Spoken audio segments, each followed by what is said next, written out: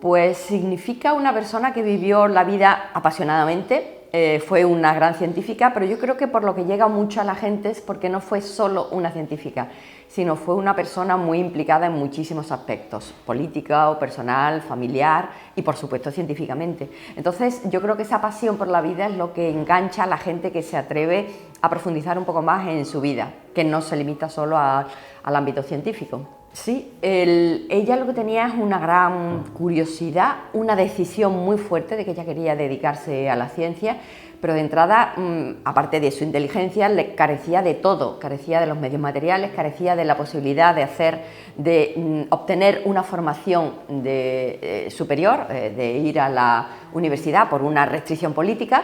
Ella nació en un país que no existía, y los ciudadanos polacos no tenían derecho ni siquiera a hablar su propia lengua, y luego las mujeres polacas no tenían derecho a ir a la universidad, como todas las que estaban bajo el yugo del Imperio ruso. Y luego, cuando llegó a Francia, pues estudió en unas condiciones muy precarias económicamente. Bueno, se llegó a desmayar de hambre, pero la decisión de seguir adelante, de cumplir con su sueño de hacer unos estudios universitarios en ciencia, con el objetivo fundamental de ayudar a su país, pudo con todo eso. Y de hecho esa época, que para cualquiera podría parecer una época llena de privaciones y de vivir en unas condiciones muy adversas, la recordaba ella como una época de gran felicidad, porque ella tenía una libertad de dedicar por fin su vida a lo que ella quería, que era estudiar. Y luego pues tenía unos profesores muy buenos, acceso a unos laboratorios, y entonces ella disfrutó intensamente de una época que casi para cualquier persona sería durísima. Luego, cuando decidió que ella quería hacer una tesis y que ella quería estudiar algo que no era seguir la estela de su marido, no tenía por supuesto sueldo, no tenía una financiación para comprar la instrumentación o los reactivos que le hacían falta, pero de nuevo lo que ella tenía fundamentalmente era decisión. Y ahí hacía falta algo más que su decisión, hacía falta el apoyo de alguien muy decidido y con una cierta capacidad, con un cierto poder, estatus, que ese fue Pierre Curie. Y el apoyo de Pierre, aunque él no era parte del establishment y de la élite científica, pero era un profesor de una escuela municipal de física y química industrial. Era una institución que yo asimilo algo así como un centro de FP superior, de grado superior. No era la élite de la Sorbonne, no era la élite Normalienne, pero bueno, era un estatus de un profesor científico de una institución francesa. Y Pierre la apoyó muy decididamente y consiguió convencer al director de su escuela de que le permitiera usar un cobertizo y una zona de almacén. Las condiciones eran muy duras, pero existía ese sitio, y eso es lo que ella empleó y aprovechó al máximo. El entorno en el que nació Marie Curie, bueno, tuvo muchas circunstancias excepcionales, pero el entorno familiar quizá fue el primero y uno de los más decisivos. Tanto su padre como su madre estaban dedicados a la investigación, bueno, a la docencia. Ellos eran unos profesores, pero no eran unos profesores como profesión, sino como vocación. Tenían un gran compromiso moral y social con su país, Polonia, y en la época en la que ellos vivieron, los polacos habían llegado a la conclusión de que el enfrentamiento armado contra el yugo ruso no daba resultado. Bueno, daba como resultado sufrir matanzas, prisiones, deportaciones, exilios. Entonces decidieron que la forma de luchar contra ese poder opresor era formándose como ciudadanos. Entonces, tanto su padre como su madre eran profesores que sentían la docencia como un compromiso moral con su país. Y entonces su padre tenía una inclinación y una formación científica en física, matemáticas, y fue su primer mentor y esencial en una gran parte de su carrera, en sus inicios, que la estimuló a seguir su vocación. Pero su madre también era un ejemplo que yo considero que fue muy importante, porque era una mujer independiente. Ella era directora de un pensionado de señoritas, de una escuela, de un internado, del internado más prestigioso de toda Varsovia. Y aunque poco después de que María, entonces era María Osmania, como era conocida en su familia, poco después de que ella naciera, su madre dejó su trabajo porque ya tenía 5 hijos, se mudaron a un edificio distinto al del el pensionado, que era donde vivían cuando nació María. Entonces tuvo que dejarlo, pero yo creo que le debió transmitir la idea de que llevar la casa era tarea de las mujeres, pero no era su única tarea ni su único fin en la vida. Tanto María como sus hermanas tuvieron unas carreras profesionales. Su hermana Bronia pues fue médica, hizo un doctorado, estuvo muy comprometida con muchos aspectos médicos. Luego también fundó un sanatorio cuando volvió a Polonia, y su otra hermana, que no murió, Ela, pues fue también profesora. Entonces yo creo que, por un lado, la formación científica de su padre fue esencial para guiarla a ella y para enseñarla, y el ejemplo de su madre, que era profesional, que no era solamente madre, esposa, ama de casa, sino también mujer profesional, y ambos comprometidos con la enseñanza. María no iba buscando marido a Francia, ella iba buscando una formación en la Sorbona para volver y cumplir el compromiso que ella sentía que tenía con su país.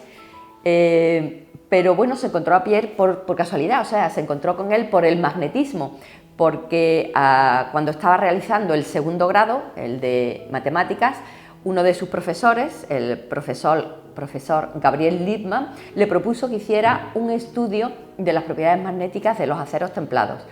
Y ella, cuando abordó ese estudio, pues vio que en el laboratorio de Lippmann no había, uno de los laboratorios de la Sorbona, él era un profesor muy prestigioso, pero ella pues vio rápidamente que no había ni instrumentación ni personas con una formación suficiente para estudiar las propiedades magnéticas de los aceros. Estamos hablando de la época de antes de que Pierre Curie publicara su tesis, hiciera públicos los estudios a partir de los cuales obtuvo el grado de doctor. O sea, el magnetismo era algo casi misterioso, no se habían establecido las bases que fueron establecidas por Pierre.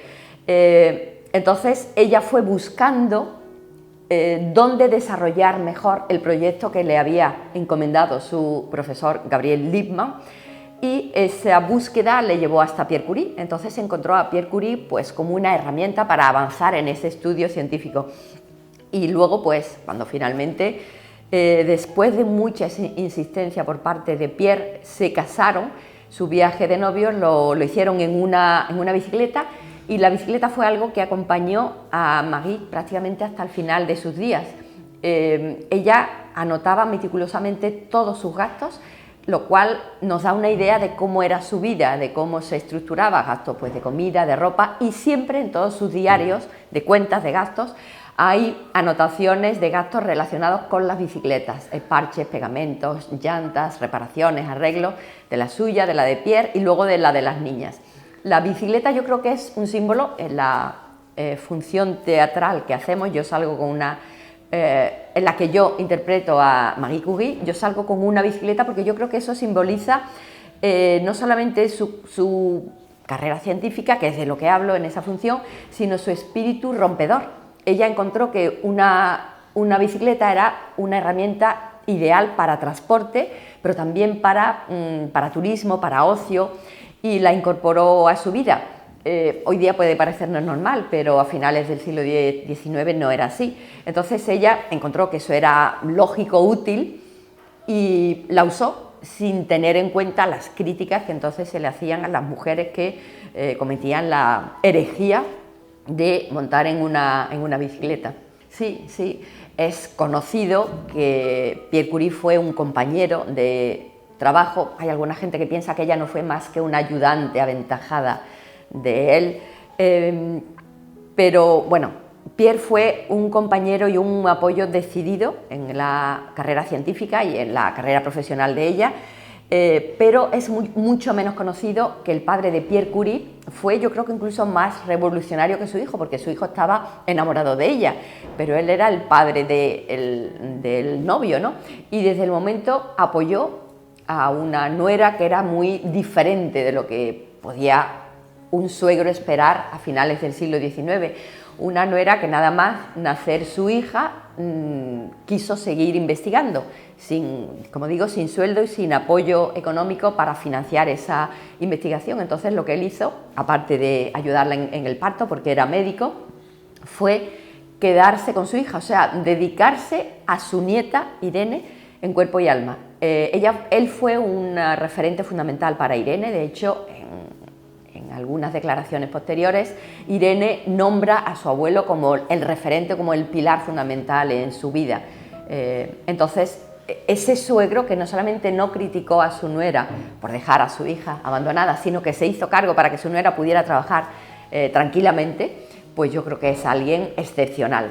Sí, ella vio la trascendencia de ese descubrimiento, y cuando prácticamente todo el mundo había abandonado el estudio de los rayos uránicos descubiertos por Becquerel unos cuantos años antes, 3 años antes, ella decidió, sin medios, sin prácticamente idea de por dónde seguir, decidió abordar algo que científicos con una gran trayectoria profesional, como por ejemplo Henri Becquerel, y luego varios científicos de la escuela inglesa como Lord Kelvin, científicos de la escuela alemana, habían abordado ese estudio y lo habían abandonado, porque los rayos emitidos por los compuestos del uranio eran algo indescifrable, porque aparentemente violaban uno de los principios fundamentales de la termodinámica: emitían energía sin captar esa energía de ningún sitio. Entonces esa generación espontánea de la energía era incomprensible, y uno tras otro fueron abandonando ese estudio, y llegó ella y se plantearía, pues yo quiero yo quiero entender esto, y empezó por hacer unas preguntas menos ambiciosas que sus predecesores en ese campo, pero que pudo contestarlas, que era qué sustancias presentaban esa nueva propiedad tan fascinante y qué intensidad cuantificó esa emisión, esos rayos. Y bueno, esas preguntas más modestas abrieron muchísimos campos. Bueno, ella no necesitó mucha protección, ella era muy fuerte, pero ella no habría entrado en el mundo científico sin el apoyo muy decidido y muy comprometido de Pierre. O sea, Pierre no apoyaba a su mujer, sentía la carrera de ella como suya propia. Por ejemplo, cuando le comunicaron que le habían concedido un premio Nobel, él dijo que ella tenía que ir también. Si el premio Nobel era por la radioactividad, porque fue ella quien entró en ese campo y lo arrastró a él. Yo no sé de muchos científicos, si es que acaso hay alguno, que por defender los derechos de un compañero, de un colega, mujer u hombre, estuvieran a punto de renunciar incluso al galardón que entonces estaba arrancando. No tenía el prestigio del que goza hoy, pero que era un galardón que ya desde el principio estaba dotado espléndidamente, que era entregado por el rey de Suecia, o sea que era algo excepcional. Bueno, pues él dijo que no sin ella. Entonces, cuando Pierre murió, aparte era la persona que estaba al frente, o sea que tenía un puesto en la Escuela Industrial de Física y Química, gracias a la cual ella entró, tuvo permiso para entrar, no para tener un sueldo ni que le sufragaron gastos. Y luego, cuando le concedieron el Nobel, le abrió las puertas de la Sorbona a ella, con un puesto subalterno. Pues cuando él murió, ella se quedó sin esa figura que justificaba y que la protegía.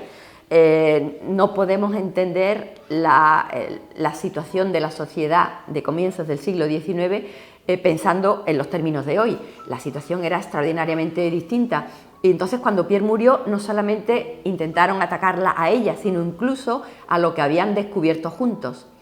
Y fue muy duro, porque incluso científicos que habían apoyado a Pierre y que los habían apoyado a los dos, tengo por ejemplo en mente el caso de Lord Kelvin, que tenía más de 80 años, y cuando se enteró de la muerte de Pierre se apresuró a ir desde Inglaterra hasta Francia para estar presente en el entierro. Se preocupó por la situación económica de Marie y de sus hijas, le buscó mecenas y adoptó un papel protector, hasta que muy pocos meses después intentó desmontar todo el descubrimiento de la radioactividad. Ese fue, digamos, un colega o un aliado que sentía cariño tanto por Pierre como por Marie. Luego había otros que no sentían ese cariño y que fueron por ella y por su obra.